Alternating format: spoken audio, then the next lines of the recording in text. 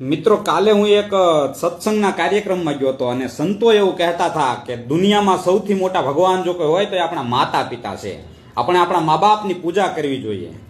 એટલે મેં પૂછ્યું કે મહારાજજી માફ કરજો, પણ તમે બધા તો ઘર સંસાર છોડી આધ્યાત્મની ખોજમાં નીકળી ગયેલા છો ને, તો તમે લોકો કઈ રીતે મા બાપની સેવા કરી શકો? તો એક મહારાજજી ગુસ્સે થઈ ગયા, તું મા બાપને ભેગા રાખે છો, તું એની સેવા કરે છો? મેં કીધું માફ કરજો મહારાજજી, હું તો મારી એવી ઓકાત નથી કે હું મારા માતા પિતાને મારી ભેગા રાખી શકું. એ તો મારા માવતરની એટલી મહાનતા છે કે એ લોકો મને એની ભેગો રાખે છે.